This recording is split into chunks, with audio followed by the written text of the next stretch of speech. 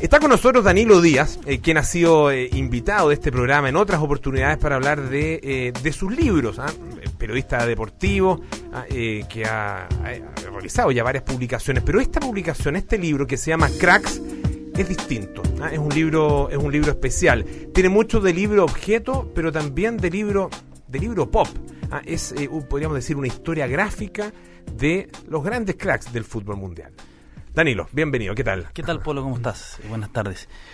Sí, es un libro diferente. Sí, cuéntanos un poco el concepto en primer lugar. El concepto es que es un libro gráfico, y es un libro gráfico a partir de que todas las páginas tienen fotos, tiene aproximadamente, son 300 páginas, y hay algunas que son doble página con una sola foto, pero la mayoría son son páginas con una sola imagen.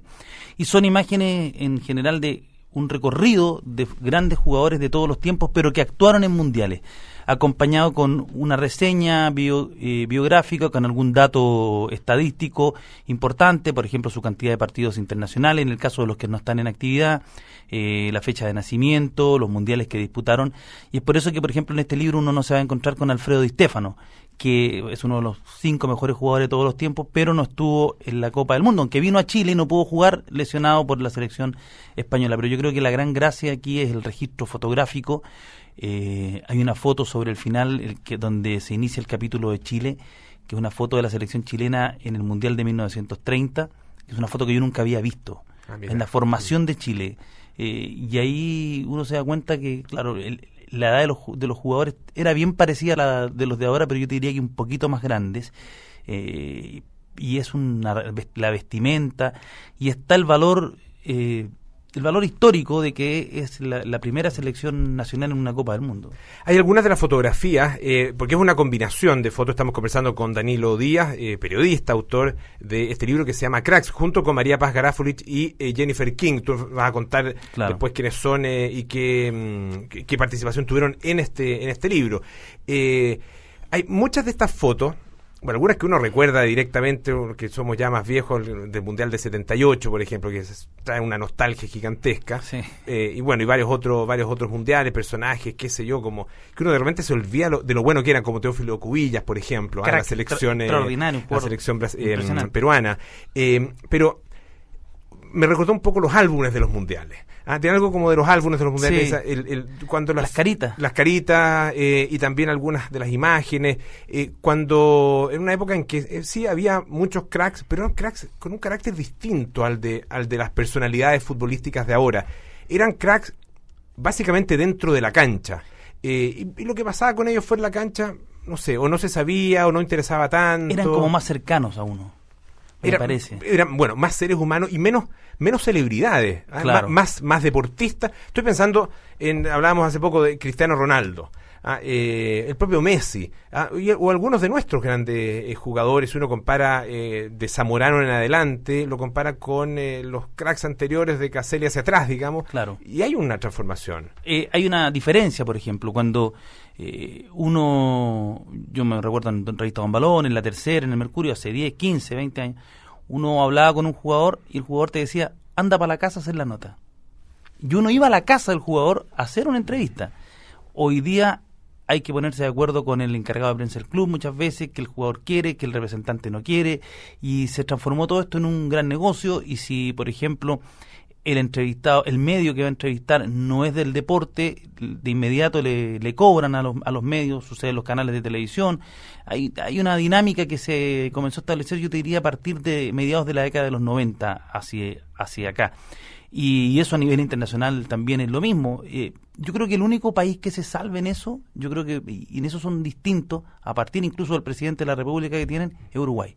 A mí me tocó ver, por ejemplo, en la Copa Confederaciones, la selección uruguaya en Recife, y el contacto que uno tiene con los jugadores es muy cercano. Ellos pasaban todos por la zona mixta y todos se detenían a hablar. Todos te hablaban y no había ningún problema y tú te podías demorar en la nota y ellos estaban dispuestos. Claro, ahí hay un trabajo del maestro Tavares, de Oscar Washington Tavares, con todas las selecciones menores de ellos, sub-15, sub-17, que no solamente incluye jugar a la pelota. Ellos tienen, por ejemplo, un trabajo de coaching con periodistas que les enseñan a hablar para radio, para televisión, porque lo entienden dentro de su desarrollo profesional, y eso me parece que es un salto cualitativo. Estamos conversando con Danilo Díaz, autor del libro Cracks, este libro que la verdad que es difícil de escribirlo, ustedes tienen que verlo, y yo creo que va a resultar además muy atractivo para los niños, para los adolescentes que están metiéndose tal vez recién en el fútbol. Está ordenado por años digamos... Desde el 30 en adelante. Pero ordenado por mundiales, claro. ¿O hay años entre medio hay también? Años entre medio, por ejemplo, se marca el año del nacimiento de Elvis Presley, y aparece una foto de Elvis Presley cuando era cabro chico, o de la Marilyn Monroe niñita. Hay, por ejemplo, una foto de Chernobyl.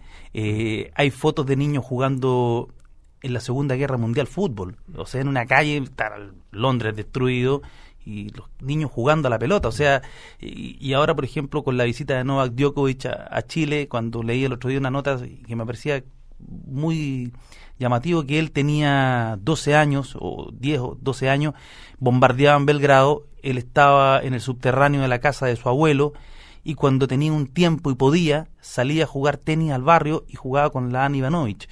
O sea, me parece que es lo mismo, a lo mejor en esos niños que aparecen en esa foto hay alguno que terminó siendo futbolista profesional. ¿Cómo hicieron este libro? ¿Cómo fueron haciendo la investigación? Y bueno, y finalmente, ¿por qué se deciden por unos personajes y no por otros?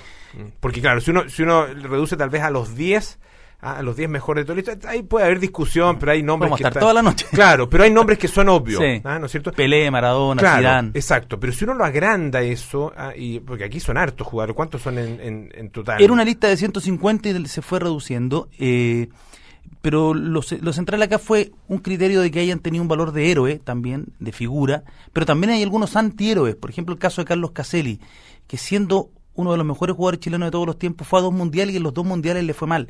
Pero lo que nosotros rescatamos es que Caselli, después de esos 2 golpes duros que tuvo en su carrera, expulsión en el Mundial del 74 y el penal que ya suena a lugar común de España 82, bueno, él después del 74 se levanta, triunfa en el fútbol español, vuelve a Chile, es trigoleador, triunfa en el fútbol chileno, va a España, le va mal y él vuelve a Chile y sigue siendo ídolo, sale campeón con Colo-Colo y él se retira de la selección chilena enfrentando a Brasil y haciéndole un gol a Brasil. O sea, contamos esa historias terribles, como por ejemplo la del arquero Barbosa de la selección brasileña en el Mundial del 50. El tipo fue calificado como un mala suerte por el resto de sus días, y el año 93 le negaron el permiso para ir a visitar a la selección brasileña, y él decía, la mayor condena en Brasil son 30 años de presidio, y yo he tenido que cargar con esta cruz por el resto de mis días. Él lo calificaron de tan mala suerte, y aparece también en el libro una pequeña reseña de algunas anécdotas. La del Mundial del 50 de Brasil, a partir de ese 2-1 con Uruguay, ellos nunca más jugaron de blanco. Ah, mira. Nunca más de blanco. Estamos conversando con el periodista Danilo Díaz acerca del libro Cracks. Tú nombrabas es que hay cosas que se quedan y que se quedan para siempre. Claro, ese penal yo lo recuerdo perfecto, dónde estábamos en el colegio, la sala de clase, recuerdo dónde estaba el televisor, lo que dijo el rector del colegio, era un cura que se garabateó. Bueno, y la verdad que uno dice, bueno, pues era alemán o Austria. Fue con Austria. Con Austria. Era el empate a 1. Claro, pero a lo mejor las cosas hubieran sido en realidad iguales o peores. Porque tengo la impresión de que hay ciertos hitos que los sobredimensiona. Sí. A veces los glorifica, pero en general se convierten en mitos. Claro, no está en este libro, pero por ejemplo yo lo tengo en el libro anterior, 80 años del fútbol profesional chileno, donde aparece Sergio Ahumada.